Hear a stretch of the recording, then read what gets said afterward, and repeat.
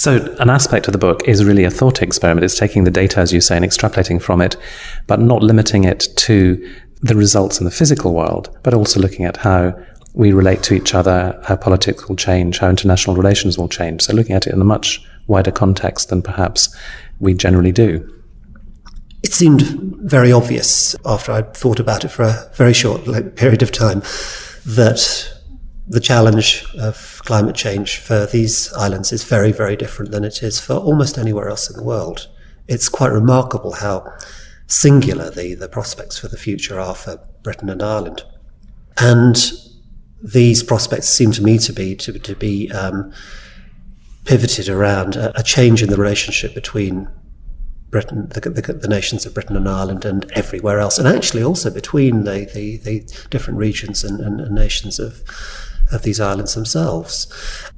The picture that emerged as I started to think about this was, well, one in which we are buffered by the Atlantic. The key to this is that we're in the shade of the Atlantic, that the Atlantic Ocean swaddles our climate, and it's going to continue to do so. Whatever happens to the Atlantic Ocean currents, in fact, actually, if they're disturbed, it'll probably cool the place down even more and accentuate the differences between us and the continent. And I found myself starting to think about how that would play out with the sorts of ideas about ourselves that swirl around these islands at the moment, and in particular the deep ambivalence in our relationship with elsewhere, our views about diversity and who is us and who is them, and how we manage the relationships between us and them, and who becomes us, and all the rest of it.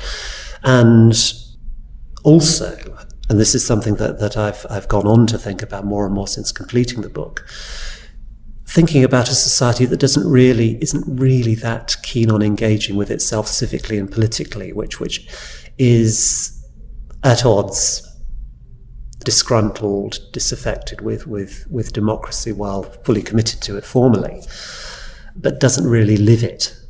And I'm thinking about a place that gets more and more crowded partly because of population growth, but also because of the need for energy efficiency. Cities are efficient energetically, dense housing is efficient energetically, and presumably that's going to be an immensely powerful force in the future.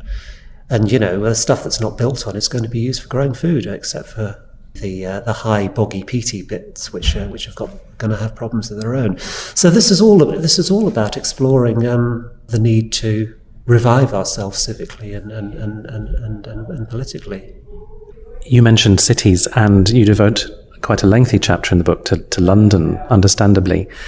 A London which has characteristics in common with some continental cities. You describe it as being steeped in heat, which I thought was a very nice way of describing it. And as you say, people living much, much more energy efficiently and in much more compact surroundings.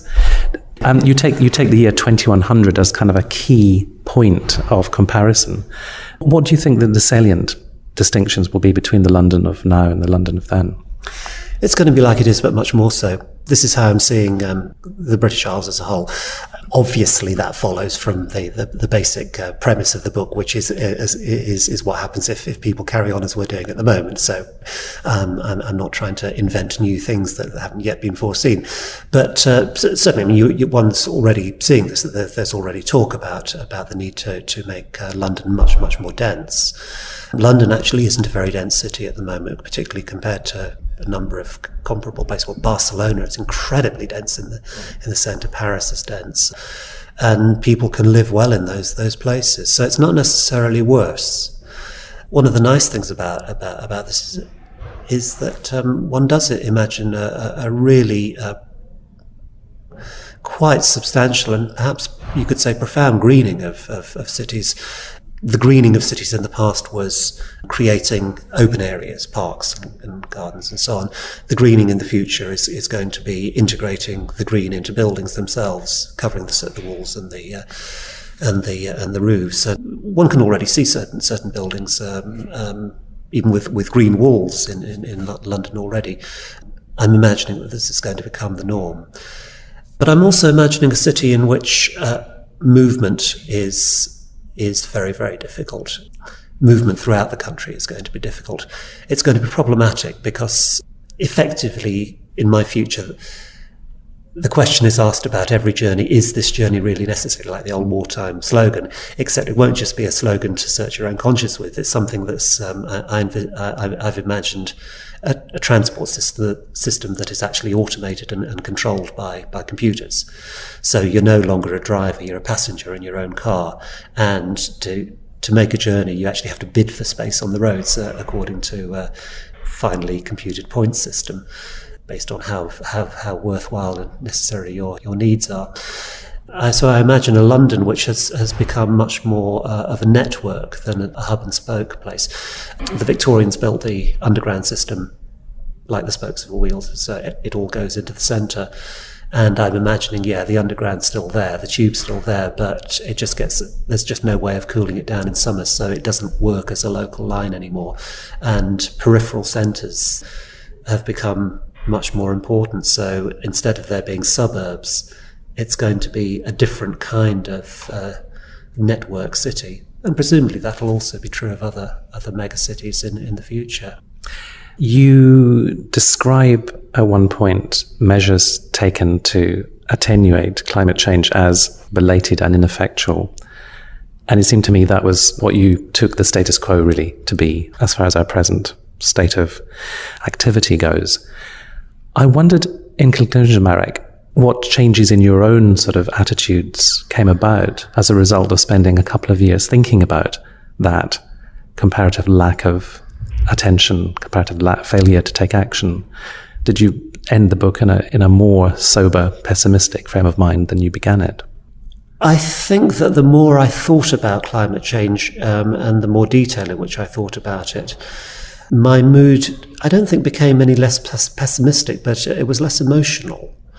I think probably what happened was that I came into it thinking, it's not going to happen. Nobody's going to turn around until it's too late.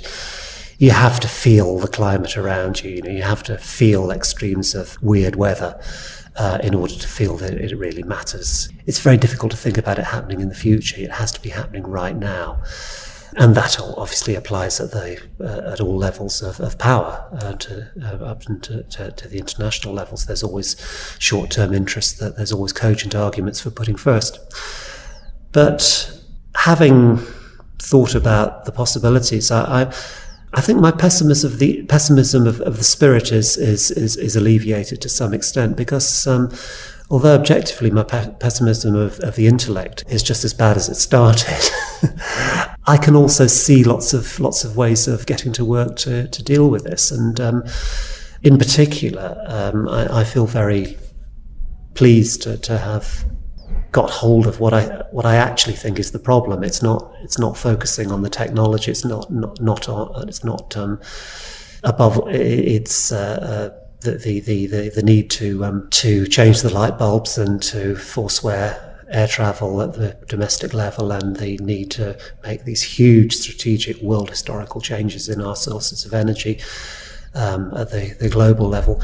It's not just that. It's actually about starting to think about how we work as societies and communities and as nations, and to work very vigorously on not just reinventing, but enriching and innovating in all those areas. And of course, the great thing about this strategy is that I'd like to think that you can make common cause with skeptics and climate change deniers, because you do these things, you get a better society, whether or not the climate changes. Marek Kohn. Turned Out Nice is available now in paperback. That's all for this Blackwell Online podcast. But as ever, you can find out more details and order the book, plus several million others, at blackwell.co.uk. You'll also find a podcast archive there of around 100 author interviews. I hope you've enjoyed this podcast. Until next time, thank you very much for listening, and goodbye.